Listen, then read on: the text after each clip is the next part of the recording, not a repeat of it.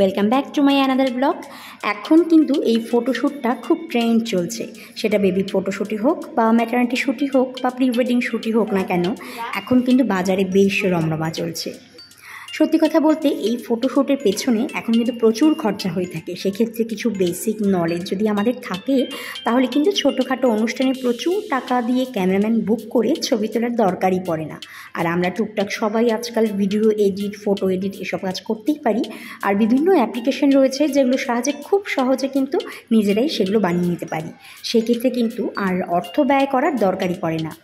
আজকে আমি তোমাদের সাথে বেবি ফটোশ্যুট আইডিয়ার একটা ভিডিও শেয়ার করছি। যেহেতু সামনেই জন্মাষ্টমী, সেক্ষেত্রে বাচ্চাদেরকে আমরা কিন্তু কৃষ্ণ ঠাকুর, গোপাল ঠাকুর সাজিয়ে থাকি।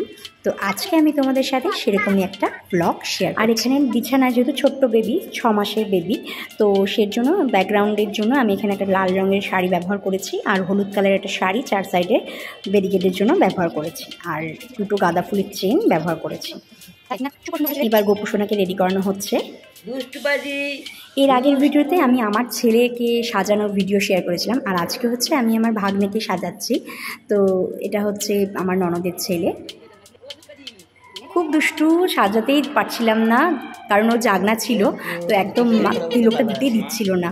তো সেক্ষেত্রে তোমরা কিন্তু বাচ্চা যখন ঘুমিয়ে থাকবে সেই কাজটা কিন্তু করে নিতে পারো, নাহলে কিন্তু খুব সমস্যা হয়। আর ছোটো বেবি তো একদম স্থির থাকে না, কিন্তু ও কিন্তু অনেক আমাদেরকে কোঅপারেট করেছে, কোনো কান্নাকাটি, কোনো ঝামেলা করেনি। এবং সেদিন ছিল প্রচণ্ড গরম, সেক্ষেত্রে কিন্তু অনেক সার্ভিস দিয়েছে আমাকে অনেকক্ষণ, আর একটুও বিরক্ত করেনি।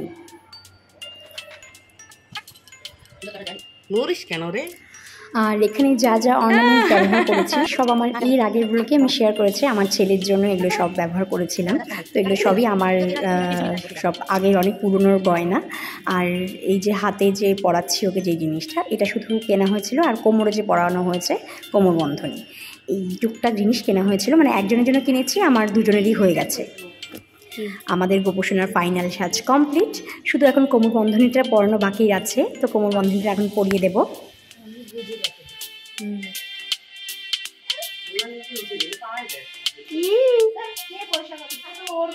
আমার গোপুসোনা নাকি? এই যে বাবা,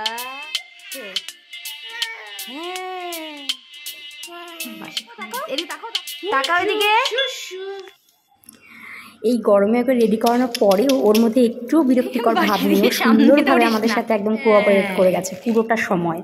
যাই হোক, আজকের ব্লগ এখানেই শেষ করছি। তোমরা সবাই ভালো থেকো, সুস্থ থেকো, আর এভাবেই তপাস ক্রিয়েশনের সাথে জুড়ে থেকো। আর সকলকে জন্মাষ্টমীর আগাম শুভেচ্ছা রইল। খুব আনন্দ করে দিনটিকে উপভোগ করে কাটাও, সবাই ভালো থেকো। আর সম্পূর্ণ ভিডিও দেখার জন্য তোমাদেরকে অনেক অনেক ধন্যবাদ, অনেক অনেক শুভেচ্ছা।